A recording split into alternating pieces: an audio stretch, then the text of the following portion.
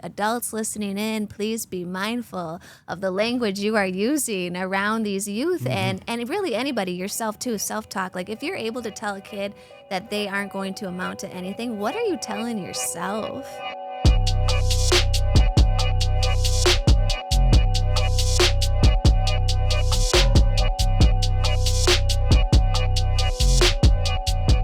Welcome back to the Level Up Life, Muscle and Mindset Mastery.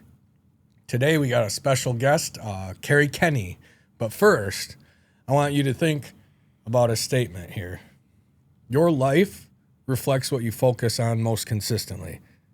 It can be negative, it can be positive. Your thoughts are the seeds. Your attention is what waters them. Focus on fear and you grow more fear. If you focus on growth, gratitude, and possibility, that is what you'll manifest. So always be conscious of where your thoughts are. With that, welcome, Keri. Thank you for coming. Oh my gosh, I'm so excited to be here with both of you. I love that quote. Yes. You know, like what we put our attention to, our focus, our energy, our efforts, like that's going to produce that thing, right? So can we move beyond fear? Mm-hmm. Can we grow? Can we evolve? Can we change? And that's really what the work that I get to do here in the world and alongside y'all especially. So I'm excited. I'm so excited for you to be here. I've explained an analogy for your energy. Just when you walk in a room, you're like someone's been outside in the cold for, 30 minutes. They get this blanket come out of the dryer and it wraps around them. You're just a kind soul. So let's talk about your early childhood and kind of, I know it's very, very vulnerable moment for you, so take your time. Yeah, exactly. First and foremost, I'm just so grateful because I mentioned earlier, our paths have only crossed a limited amount of times, like where we've actually had quality time together to get to know each other. So the fact that you perceive me as a warm comfort when things have been cold and isolated and lonely, like that feels like a true metaphor of what I get to do, and I feel really blessed to do it. And I want to say, like, kind, gentle souls don't just happen. I feel like it's a process of going through some things that feel unmanageable, unlivable, unspeakable even. And in my story, not exactly at childhood, but things in my childhood have, made it so I've had to break molds, cycles, go deeper instead of more shallow in things that feel really intense energetically and emotionally and just the human experience itself. So childhood-wise, little Keri, she grew up in a trailer park, which for the most part, that didn't play a big piece into my life until I got older and started to notice like, oh, maybe we're less than because of this idea of where we live. I grew up in a village, very small town, Reese, Michigan. Not sure if you guys are familiar with that. Very small, 1 square mile. And most folks in that town are white folks, Beer Lines, Bowers, Bayerline, Schluck Beers, those type of names. My last name before it was Keri Kenney is Keri Garcia. So I kind of stuck out right away as like this little Hispanic girl living in this really small white world, living in a trailer park, very sensitive, very simple too. I found a lot of joy in nature, hanging outside, doing silly things until I hit a point where I kind of became more conscious and aware of like my differences, and I didn't indulge those differences as something that's special and sacred. I saw it as like, oh my gosh, you're less than, or you're not enough, or what do I need to do to like fit into this mold? So my early years, especially high school years, where I kind of lost sight of my own integrity with myself, which I think that's just a part of the process of becoming in general, I reached for alcohol. And alcohol was like my thing that I thought made me cool, and that like, oh, I can be more outgoing when I'm drunk, right? I can do the things that like I want to do, but maybe my lack of self-esteem will allow me to do until I'm drunk. And that created a really vicious cycle for me that I didn't get to break until later in life, around 26, 27, when I went through a big catastrophe and a big trauma. Do we go there? Do I just step into it. Step All right. lean right into it. At 26 years old, I found my mother dead by my father, and my father was still alive, but not a soul in his body. He was just like a body, and they call it suicide by cop. It's when like you shoot at the officers because you know like you're ready to have your life end too. And those type of things don't just happen. So, you know, childhood, growing up in a home with alcoholism. My dad was an addict with alcohol, and a lot of family secrecies and shames that like I didn't know of right until things burst open at the seams.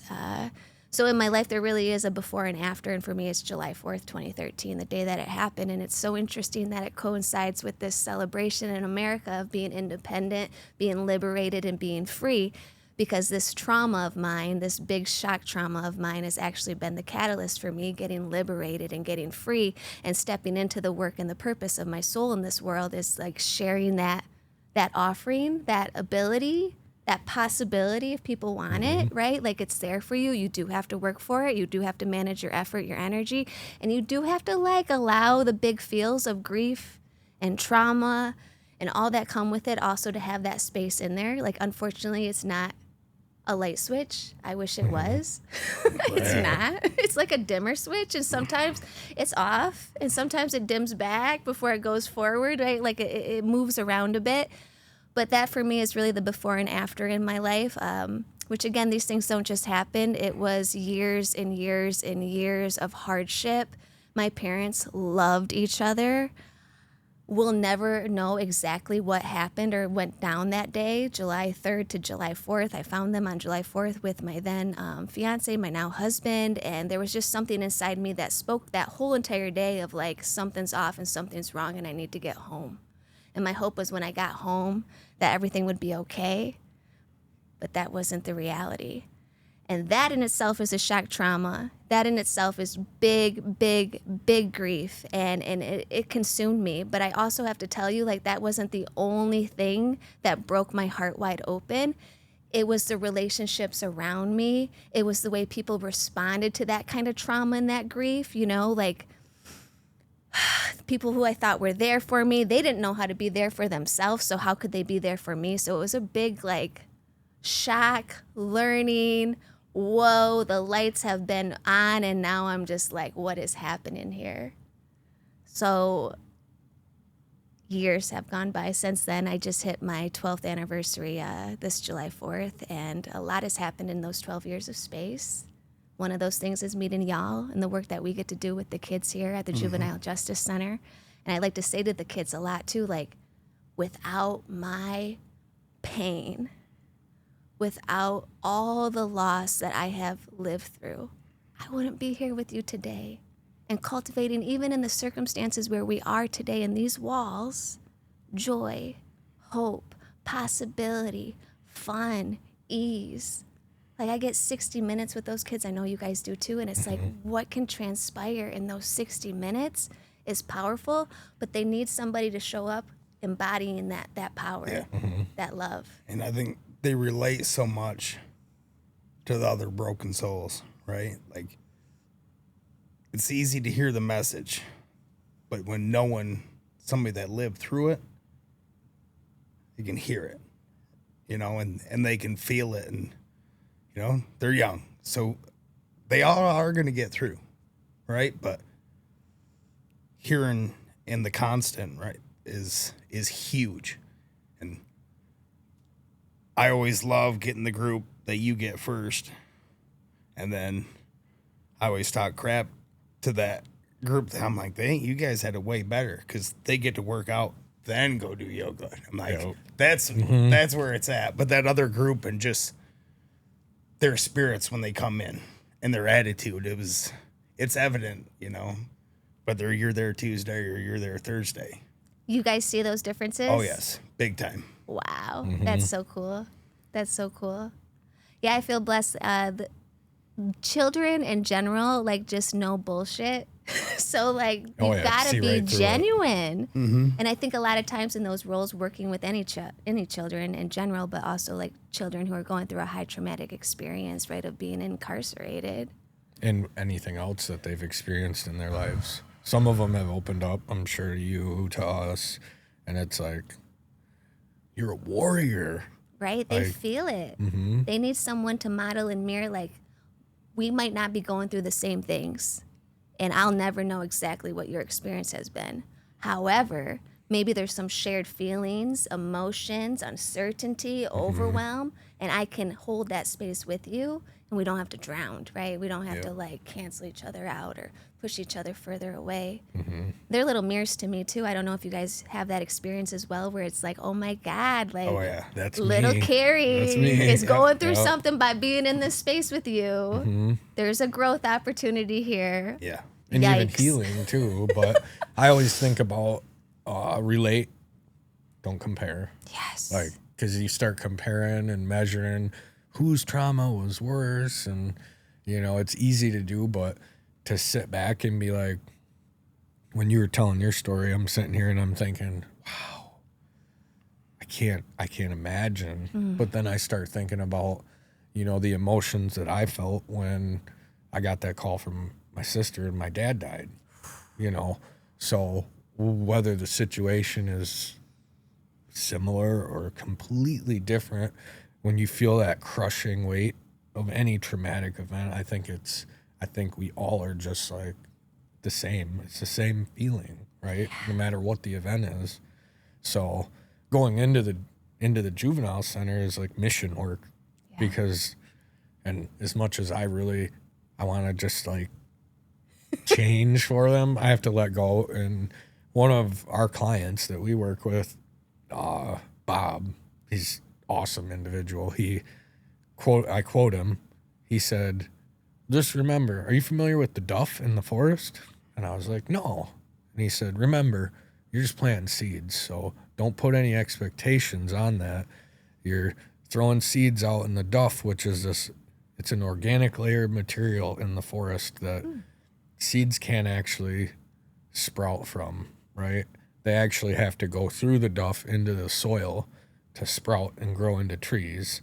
Wow. So these seeds can sit there for 50 years and nothing happens. But the right event happens. The seeds that are planted grow into these giant oak trees.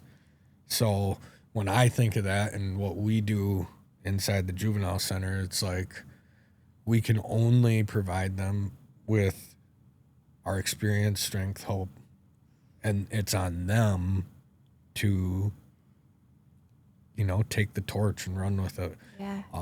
It could be 5 years. And I think, man, what if it's the work we're doing in there, this specific individual, it saves them from a mistake that they might make 10 years from now or 5 years. Maybe instead of doing a 20-year bit for something in prison, they get in trouble and they only spend 6 months.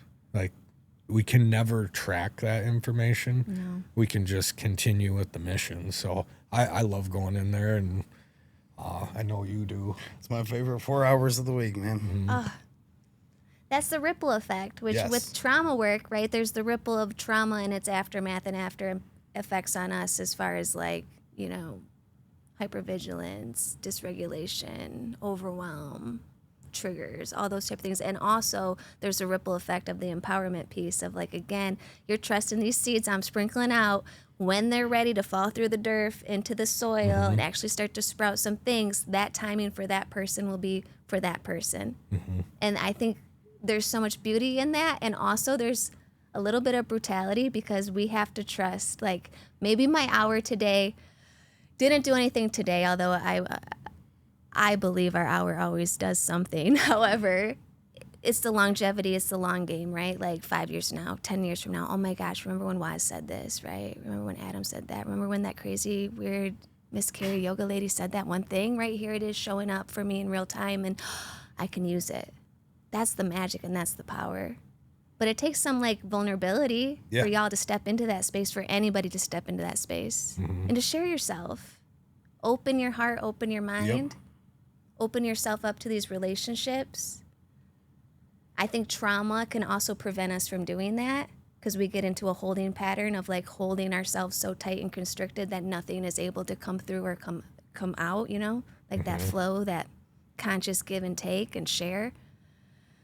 So I feel blessed because it's like the more that I do my own healing work and work through my own stuff, and again, these kids in front of me are also offering more and more opportunities, another growth opportunity. Yay. Yeah. Not always fun, Right.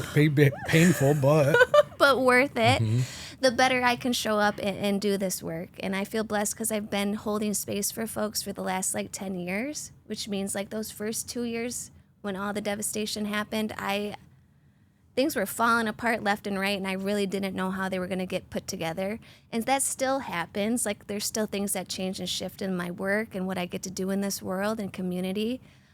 From 2015 to 2020, I had a studio here in town, which I know you guys have your space as well. Like, there's so much gratitude that goes into like having your space. And then with the pandemic happened, I lost that. So it's just been like a decade of coming together and coming apart and coming together. And every time that I just allow that process to happen, it surprises me in the best ways. Like those opportunities at JCC. Yep. it's a beautiful thing. But a lot of people cling.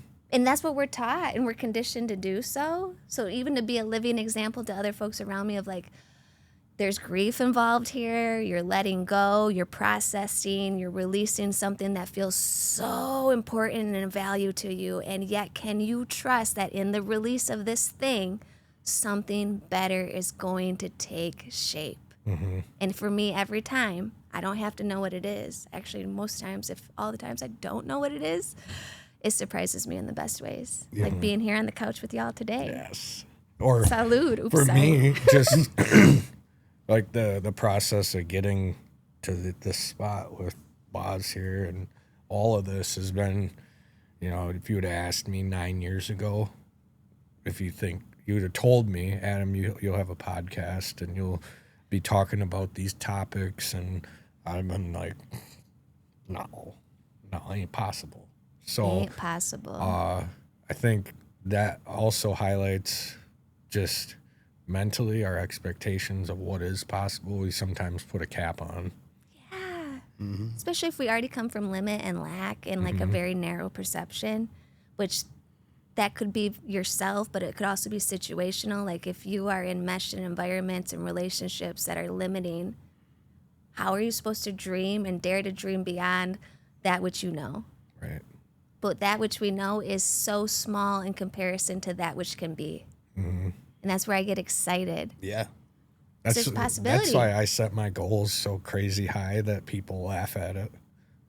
Because why? Why just say, you know, like if you're a long jumper, for instance, I just worked with a client who does long jump, and I want to break the record by 1 inch, you know. So for instance, if someone's saying that, it's awesome that they're setting the goal to break the record, but why just 1 inch? Why not break it by a foot? Push yourself harder, right? So, yeah, I think expectations really limit people and what their potential can be. Yeah. And I think going back to trauma, and everybody has trauma, and we can't specifically define it. One example I use is if I were to get a flat tire on the highway in a cell phone dead zone, that's not going to be traumatic to me. But to someone, maybe a teenager who doesn't know how to change a tire, who can't call on someone, who it's late at night and these cars are driving by and stopping, that could be traumatic for them. Whereas, you know, someone may have lost their parent in a way that I did, and it wasn't traumatic to them. They were able to process it and get through it easily, where I dove into substance abuse. That's how I coped. So I don't think we can necessarily define what trauma is for anybody. No. But I think in society we really take trauma and hide it inside. I think as a society we're taught that that's what we should do. Yeah, we're closeted in our traumas. When really, when we start to open those doors and allow, you know, to see what's in there, which can be terrifying, right? Like what's in the closet, but also Now those things we can start to sort through. Do I want to keep this? Do I want to let this go? And then other folks see the closet, right? Oh my gosh, we've gone through similar experiences, different. They're always going to be a little different. And I'm so thankful that you highlighted that, because there is not one universal definition to trauma. And I'm thankful too that you named this idea that we need to rank our trauma, or like your trauma's less than mine, or my trauma's more than yours, whatever it is. It's like trauma is trauma. And trauma is any time that we feel hopeless, helpless, unable to cope, which is why we reach for those things that maybe are, maybe not the healthiest things in the world for us, but at that moment in time, it's the thing that's allowing us to at least cope. To survive. Sometimes it's about survival. It's just for real. Getting to that next, like, wake up again tomorrow. Yeah, can I hang here? The human experience is so hard, and I wish we could talk more freely about like just what goes into being human. And as humans, so like I'm going to speak from the yogic lens, which, fun facts, if you didn't know this about me, I get to share yoga with the world. And yoga is this practice of getting free. It is justice, it is joy, it is liberation, right? And here we live in a very unjust, most of the times unjoyful, oppressive human experience. We're here and we suffer. However, in our suffering is also like the salve, the strength, the ability to expand beyond it, to learn something, to gain some gems, some knowledge, and use that so like, oh, that thing that caused me suffering doesn't have to do that anymore.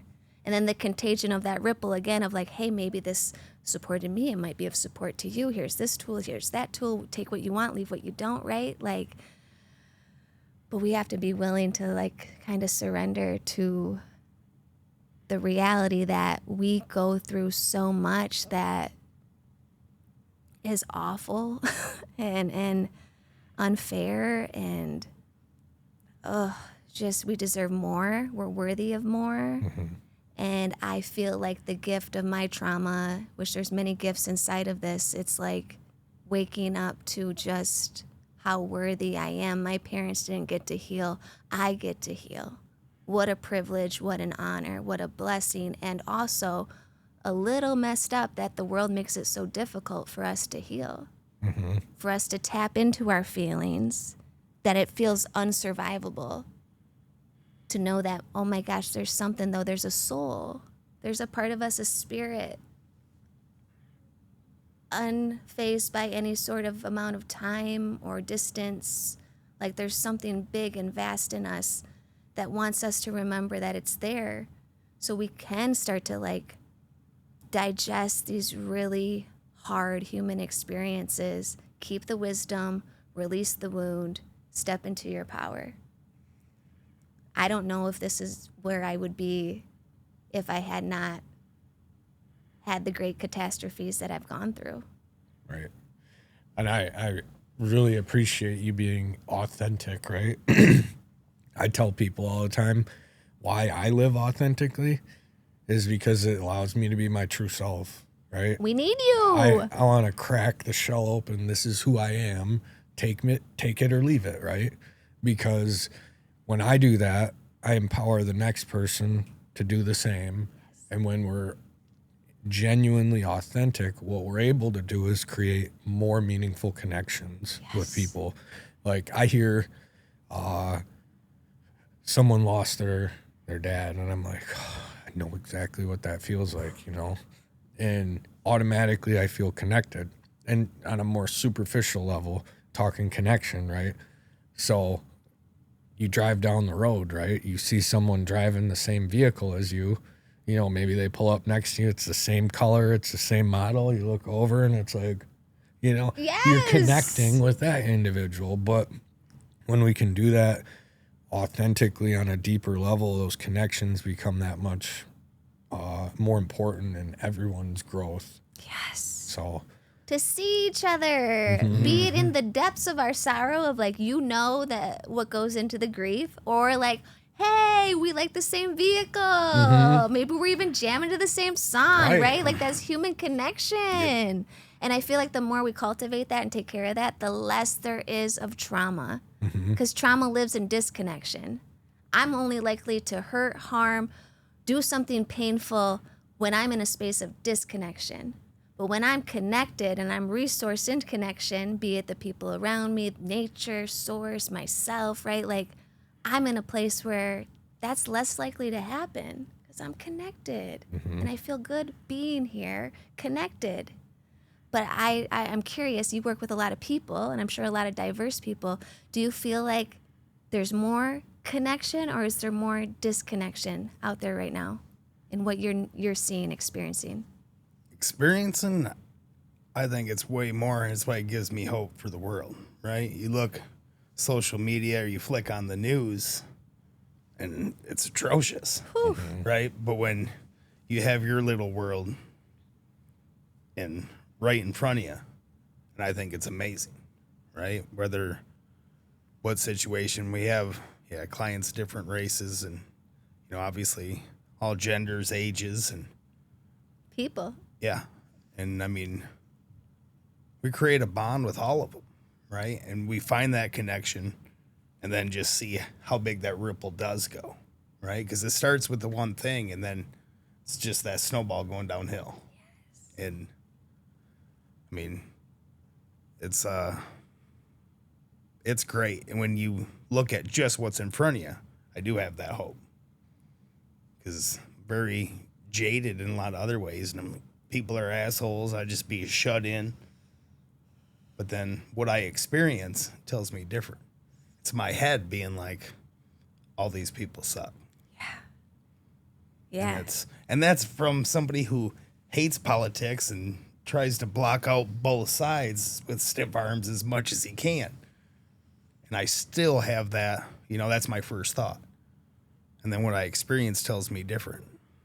It's like you're moving out of your head into your heart. Yeah. And the communal piece, which y'all, like, politics are rough right now. Talk about trauma, talk about grief. However, politics is how we get to show up in the world. So I can understand, like, anybody's lived experience is going to be subjective to how they got to show up, their proximity to privilege, power, access, ease, right? Gender, identity, all these things play a part in our human experience. And also, I feel right now, if anything, in the big picture of the world where, like, you can say, like, oh my God, this sucks, right? It's overwhelming. It is just breaking my heart, my soul, my spirit. Yet here I am in my community, my proximity of the world where I get to land, and I am making a difference. And I am seeing folks connect. And you're empowering them to show up, continue to show up for yourself, build that strength, build that mindset, build that connection to something bigger than just yourself, right? That's huge. Mm-hmm. I feel like when I think of the ripple too, like in the context of the moment that we're in right now with everything, everywhere, all at once, like that community piece. And that's where I feel really blessed to be in Midland, because there's all these little pockets of community and folks really stepping into their power and doing it in authentic ways. Which y'all are doing that. You are too. Woo, go us, right? And that's, again, I wish it was a light switch. Yeah. I wish we could just heal the world and all be compassionate and just wake up, y'all. The lights are on, look around. However, everybody has their own human experience and their own soul lessons. And I've learned in the hard, flailing ways, like I can't make anyone do anything they don't want to do. I can be inspiring. I can listen. I can hold space. And in this pocket of where we are in the world, that's been beneficial.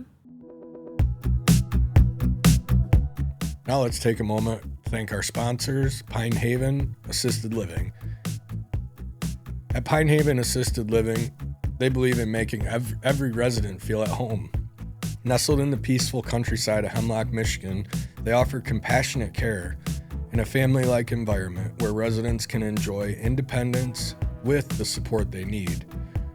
Registered nurse-owned and operated, their team provides personalized care, home-cooked meals, and a range of activities to ensure your loved ones continue to live a fulfilling life. They also have alpacas and llamas on site to enrich the lives of their residents. Experience the warmth and comfort of Pine Haven. Call them today at 989-295-6632.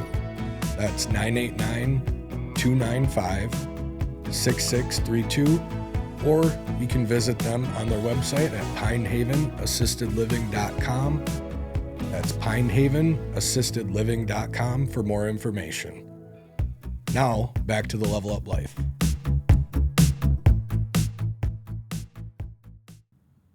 For sure. I think that going back to the authentic portion, I think when people show up as their true selves and they open up, it cracks that trauma open and all that bad stuff that people can connect on. But I feel like it also, there's always like a duality, a plus to the minus, right? So it creates the ability to connect for the positive things, love, happiness, joy on an even higher level.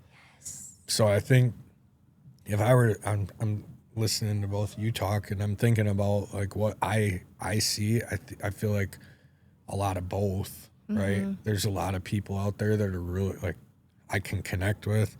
And then there's people out there that I'm just like, you know, why would an individual do that? And I try and understand and I try and think of what led them to the place, like what happened in their life that led them to a behavior. Like the gentleman, I'm sure you heard about Traverse City, the Walmart stabbing. Yeah. And I'm trying to, because why did he do that? I'm trying to understand what happened to him that led him to that type of action, to hurt that many people in that type of way. And it's really hard to grasp why. But I heard some things like he was from his classmates. He was bullied in school, like all through school. And, you know, what type of drugs did he do? And that's speculative, but what type of drugs did he do that altered his mind state? And all of these life experiences that lead him to that point where he thought that was the best, that was his job, his calling, what he was supposed to do. And I think having people being more compassionate, like, yeah, I think it's messed up he did that. I can take that stance and stand there like, dude, that was messed up. And talk to other people. Did you hear about what happened in Traverse City? Yeah, that guy was, wow, I can't believe he did that. That's a lot of what we hear today, and there's no depth to it. And it's really, I think of more of like the conversation, the points I was just making, like what happened to him. And I feel a pain for him because of where he's going and where his head was at and all of that. But there's nothing we can do about it. But as a society, the issues that lead people to doing that stuff, that's how we need to heal as a group. Yeah, we need to take a deep sea dive of like what creates this, what causes that. Because again, nothing just happens. Right. Like there is a whole root system that went into this big violent behavior. And I am never, ever condoning or justifying violence in any degree. I also, again, this is this human stuff. And when we are stuffed with high emotion, we are not able to make conscious, clear choices. High emotion, low logic. So here's somebody experiencing a life of bullying, probably being othered, less Constant than fight or flight. anger, trauma, probably no mirrors of relationship around them to like regulate or respond accordingly. That builds up. And then you're in this state of these current times where you got social media. There's so many things that I don't even know about out there, y'all, that like either can feed that, right? Talking about those seeds can feed that violence and anger and want to retaliate in your way, make your mark right, or it could simmer it down. And I think it takes a really courageous person to step out of the lane of violence and hurt and harm and hate and to learn how to maybe simmer it down a bit. Or what is this about? Why do I believe this? What's creating these ideas for me? But if I never know that that's even an option, like you're going to stay static there. You're going to lock in, freeze it in, nervous system stuff. I think of my dad. It was really hard for people, especially relatives, to understand or even to hold space for the fact that I was able to forgive my dad. And it was almost automatic. Like it's just something that was in me that I just knew I'm angry at him, and right, there's a lot to that. You took my mother, my best friend, you know, the person I want in my life, and everyone loved my mom, and I love my dad. But I was able, empathy was like the thing that, holy shit, like this thing didn't just happen. What got us here? What caused it? Yes, I know there's all this hardship with the healing, the addiction, the way in which recovery, I think it has great intentions. I don't think it has great impacts. It's just not sustainable. Like, we haven't created a culture yet that really invites folks in that have addictions or mental health issues and like doesn't make them feel othered or less than, right? Like that and compassion piece, opening my heart. But I knew for me, curiosity was like, what created this?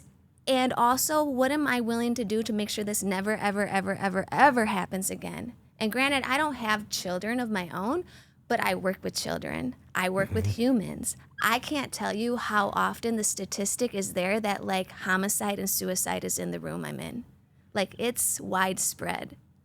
Usually a husband taking the life of their wife, and then they usually take the lives of themselves. But it can be any gender, anything, right? It's a relationship.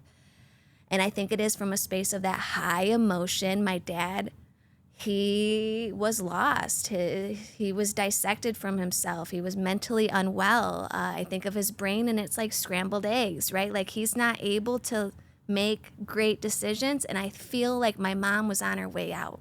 And that usually is the statistic too, the partner's leaving. And in that space, what do? We cling, we hold, we do everything we can to make sure that doesn't happen. But there's empathy.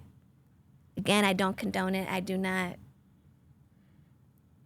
don't like the fact that this is my story. This is my story, though, and this is what happened. And until I can sit with that and feel into that and have empathy for it and my dad, and then think about his story. He grew up very poor, a Mexican man in this world. At the young age, he was one of 9 siblings. He was left on a heater vent, never got proper care for that, so he's always had this big scar on his face. Again, we live in like rural Thumb, Michigan, a lot of white folk. You're a brown man with this big gnarly scar. Gentle soul, beautiful spirit, generous, loving. I needed to name those things because those are a part of him too. And also insecurity, low self-esteem. Well, what did people look at when they looked at him? Were they looking at him in the eye, or were they looking, and how that makes you feel like you're less than, I don't fit in. We need community. We need belonging. It's like our birthright. And when we don't have those things met, there goes fear. There goes like the idea of low logic, and I can just see the way in which that all gets meshed up together. And I feel like these last 12 years of my life, I'm just trying to work with whatever string I can work with to get out of that knot, to get out of that, just restricted story. And I think so many of us are there, and we got to do that work of just pulling that string. And I hope we can do it without any other folks having to lose their lives in the process.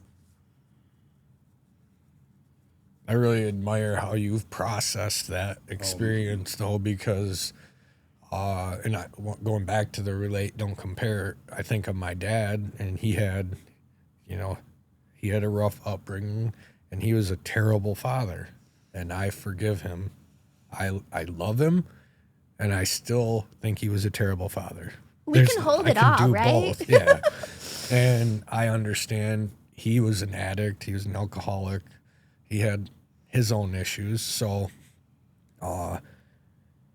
he took a lot of years away from me where I chose anger. I chose to hold a grudge against him. And it took me, 15 years to get past it. And that's why I say I really admire how you have compassion for your dad. Like, you understand that you have empathy for him for wherever he was at that led him to that action. You still love him, and you can still be mad at him for doing it too. All of those things are possible. All of it and more. Empathy is the key that got you moving, right? Yeah. Where it takes a long time, but that is it's the key to starting that healing Yes. versus hanging on, to our anger. Because it's easy, it's easy to connect, but it's also easy to not and find them differences, right? And our reasons to not like other people, right? And it's where we're at, and that empathy is very, very admirable characteristic. And even more so, one thing I talk to my clients about, I know you do too, and I caught something, I can't remember what you said. You said crazy something, Keri. And it's always so going into what I was saying in the beginning, what we focus on will continue. And if I was like calling myself failure, I'm not going to achieve anything. If I was doing that all the time, how am I going to ever be successful at anything? And I think a lot of the kids we work with have been programmed by the judicial system, by their probation officers, by their parents, by the people around them that you guys are going to end up in the system when you're adults. You're never going to amount to anything. So I try and plant seeds with them. Like, what do you want to do? What do you want to do with your life? Because if you choose, you want to become a counselor and you're willing to make the sacrifices and put in the work. That means no drugs, no getting high with your friends when you get out of here. That means getting your diploma. That means finding resources to go to college. That means doing your homework. There's this constant work you got to get to that point, but it's possible. Yeah. So, Highly possible. yeah, all of them are extremely capable of doing whatever they want. Just like anybody out there who comes to us with fitness goals, it's like, all right, what's your nutrition look like? Yeah. What are you willing to give up? Right. Are you willing to move more? Are you willing to exercise 3, 4, or 5 days a week? Are you willing to put in 210 minutes of movement per week? Those things, like, Yeah. what are, and then it gets to the question: how bad do you want that? Ooh. Do you really want it, or do you like the idea of it? So Yes. the seeds we plant up here. It makes me think of your long jump metaphor too, where it's like, okay, we'll start with that inch of like, you need to get out of this moment and season of your life, be it 12 weeks, 15 weeks, right? The kids. And then you got to finish school. And then you got to like step into continued education of whatever that looks like for you, right? Like, are you willing to keep practicing that inch at a time that keeps taking us further and further into who we're supposed to be in this world? And our lived experience, y'all, is like the best curriculum for us, the best teacher. Mm-hmm. I feel like the kids that we work with, I know we keep naming the kids, but God bless those kids. They're just wonderful. But anybody listening in right now, right, the things that you've gone through in your human experience, like that's better than any book I can read or any certificate I can gain. I've lived it. I've felt it. I've moved through it and with it, right? It's a part of me. I don't have to seek outside of myself to like have that download in my system. It's there. And if we can cultivate more authenticity, which means, hey, I got to reckon with the things that I've gone through and also know there's strengths here. Mm-hmm. There's gifts Peel here. The layers back. Yes. Let's get into it. Yeah. Like there's so much goodness here thanks to the hardships. Mm-hmm. And again, I'm not saying that in a way of like perpetuating more hardship or violence or suffering or pain, but let's peel that layer back and see what's underneath there. What can we use this as? And you guys are doing it. I mean, we're doing it. Mm-hmm. It's powerful. Yeah. Do you feel like this was the line of work you knew you would be doing?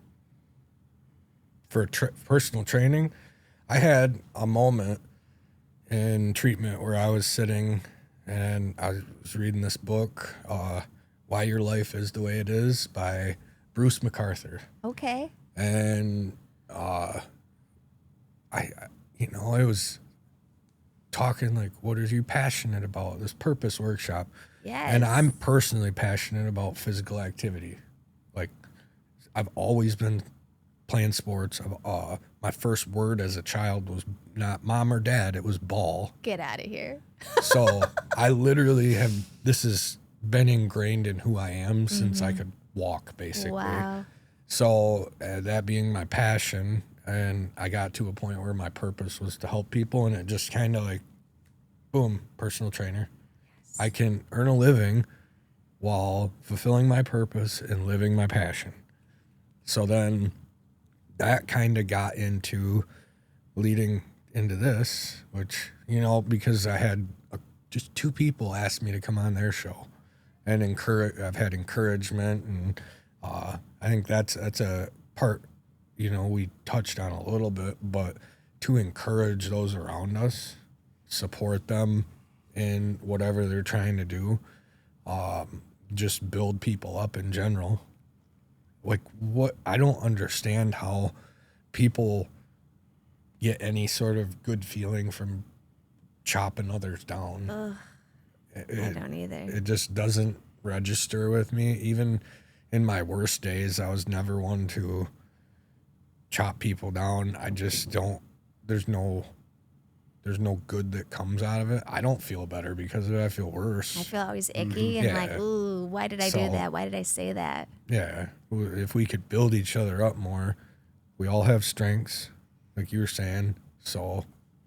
And these kids and all of us listening, we're all children, we're impressionable. So when we hear those things from the people closest to us, especially, so like adults listening in, please be mindful of the language you are using around these youth, and really anybody, yourself too, self-talk. Like, if you're able to tell a kid that they aren't going to amount to anything, what are you telling yourself? Mm-hmm. And at what point did you start to believe something that just feels so icky? Or what if mom looks in the mirror and calls herself fat? What does that teach her daughter? Or, you know, like, so that the self-talk on the parent side that the kids are watching. Exactly. And learning, this is how I'm supposed to talk to myself. So I'm supposed to look in a mirror and judge myself instantly? What if we looked in the mirror and we're like, yes, you look good today. You got out of bed today. Like, that's a big deal. You might have put deodorant on too. Like, let's go, you know? Like, no stink. Yes. Yeah. There's It good just builds things. us up. That's one of the hardest things for me when I hear the kids, when they open up and they share, like, this is the first time I've ever heard anyone say I matter, or, you know, that I'm capable of doing something, or what do you like to do, and to envision yourself doing that down the road. Yeah. You know? For Christmas, we had shirts made for the kids that said, I'm enough. And I saw one of the kids, and I forgot to tell you this, last week, 2 weeks ago at Walmart. He's like, I wear that shirt all the time. And one who you wouldn't think, I'll tell you afterwards, and it was like, good. But gave him a hug and talked for a few minutes, and then he had to go chase down his family, and I had to get gone. But it was cool, and I mean, that meant a lot to me, where I'm like, dude, we got to do something. And it's one thing I know in my own demons, right, of fighting that, right? Things we won't even think about other people. But when we look in the mirror, that go to the stuff that we will say to ourselves and everything else. And it's like, no, you guys are all enough. They're all worth it. And every single one of them, brother. And if that's them, us too, right? Yeah. Like, it's reciprocal. It's mutual. I matter, they matter, we matter. They're enough, I'm enough, we're enough. Like, that changes everything. I don't know if you all know this about me or not, but I also teach at TriCap in Saginaw, which is corrections meets recovery, but it's still very much... That's adults, right? Yep, adults, yep, but very much... I almost ended up at TriCap, but they sent me to boot camp instead. Okay. More your style, the movement piece. Yep. But I just started working with the men this year. I've been working with the women for the last like 7 or 8 years, and I wasn't able yet in my own work to hold space with men. I had my own stuff, you know, and part of me this year was like, I'm ready. There's this big pull, and I know the males have always wanted it. So I started working with the male adults, 18 and older. I get all different ages, all different backgrounds. But the theme here is these men, grown men, have lived multiple lives, decades, right? And they have yet to hear someone say, you matter. You're enough. Mm-hmm. You're worthy of love, support, and care. And I am one person, 1 hour a week that is sharing that very truthful information, right? Like, that's for everybody, regardless of anything we've done as humans in this human experience. We're all worthy and enough and capable and loved. And to see grown men just kind of digest that nugget of truth is just, but I think of my dad, and that's really what calls me there too. Is like, damn, did I tell my dad enough that like he was enough? Because who I was back then is not who I was today. So the retrospect piece of like, what would life have been like if maybe I could have more patience and empathy for him in the living? But we know we can't go back, and I don't want to cause myself harm in doing that. But I do bring that wisdom with me forward into the present moment. And then when I see these grown men who, you know, on average 40 to 60 years old, having a profound moment where they're like, you know, no one's ever said that to me. It's like, wow, what kind of world are we living in, y'all? And I think to build on what you're saying with the men specifically, our society, I've talked about this on other shows, but it's really important, and I want to continue to talk about it because it brings awareness to it. It's not okay for men to cry necessarily. Like, like what? I'm not supposed to be vulnerable? Like, I cry. I get sad. You know, I had a good friend pass away in 2021, Eddie McGee, and I bawled my eyes out. How could you not? Like, you know, I know a lot of other men that did that too. And in that case, it was okay. But for any other reason, the tone that men have with men, and that's primarily what it is you're a little bitch crying. Like, that's, I'm not wrong. No, definitely not. And you're not a wuss if you are acknowledging your emotions. Acknowledge them, feel them, let them go. Right? That's what it's all about. And if we don't ever acknowledge them, and this happened to me, and this is why I'm so passionate about this point, because when my dad died, I didn't allow myself to feel those feelings, the sadness, because I thought I had to be strong. Then when my grandpa died, same thing. I have to be strong. And this kind of situation happened repeatedly until basically I got into treatment, and my counselor and my spiritual advisor, Dan Thompson up at Harbor Hall, Spirit Dan, you the man, he sat me down and we worked through all these, like, you can feel these emotions, Adam. You can let it out. And I just cried, you know. So I want to encourage men out there to, you're not, you know, someone's going to troll me on YouTube for this, I know, but you're part of the problem. So, feel your feels, man. Yeah. Feel your feelings. Yeah. Feel your feelings, express them, talk to people about them, get them out, because they're toxic if they stay inside you. Yeah. Again, that high emotion, low logic. Mm-hmm. I'm so thankful you named that, because with working with the men, I do name the fact, like, I am living in a female body. As a female, my life is different than a male walking around in the world. We have a little bit more room to be emotional. Of course, that comes with, like, not too emotional, right? Mm-hmm. We got some work to do too, ladies. Like, with how we get ingrained in society, you can't be too much. You got to be just enough. But we at least have some sort of permission, I guess, to, like, feel more than anger is what I see in males. And okay, like, you're either cool, calm, collected, or you're raging and there's like something disrupting your entire system. So you're like disrupting the entire system. No Right. judgment at all. But I want to name those things to them because now here's someone coming in, holding space with you. You're moving your body, you're breathing, you're feeling what's below the surface of everything we stuffed away and hid beyond, and things come up. Like I had a male today share that, his wife died 5 years ago and he never gets to talk about it. And just him naming her name, because I said, what's her name? And tears coming out. And that to him was medicine. Like he had a release. And then there's people, other males and myself in the space that's like mirroring to him that it's okay. Like, how could you not be sad? How could you not? Grief is a part of this human experience. And it can be the loss of somebody. It could be the loss of a dream. It could be the loss of identity. It could be the loss of whatever it is. It's loss.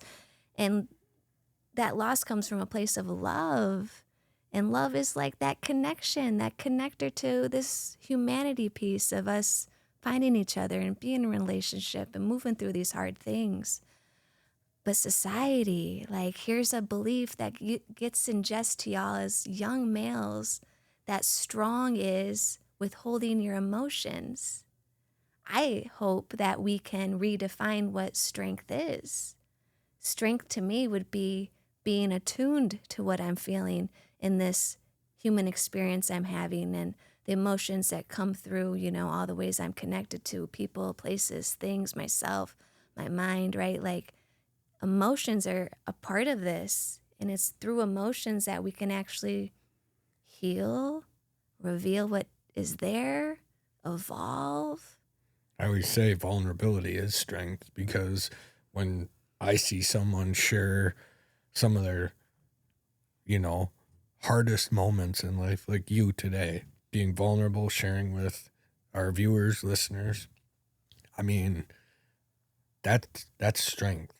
So the ability to feel that, process it, and move through it, not beyond it, because you never really get through it completely. Like I still have moments where I'm like, I hear a song, Kenny Wayne Shepherd, Last Goodbye was played at my dad's funeral. So when I hear that song, I'm always like, what if he was still alive? Like what type of relationship would we have, and so on, So I think that vulnerability, the ability to crack yourself open and show the world and be the authentic you, is the purest form of strength. I agree. And I'm thankful that you named that we don't get over it. It is through and it is with us. I this is your story. This is your story. This is your story. I don't think we ever just shed it off of us, right? It's like we integrate it more. We learn more from it. We meet ourselves. All of this is very much yogic practice, integrating, loving ourselves, being strong enough to be gentle, compassionate, empathy. And I think the more we tune into that for ourselves, we can really extend that out in the world. Amen. Well, thank you for coming on today. That's a perfect point to. I was thinking the same exact thing. So thank you, everybody who tunes in weekly, who reaches out to us, tells us, gives us positive reviews on the show. We really appreciate it. You fill our cups and fuel us up for the next one. So thank you. Don't forget, like, share, subscribe.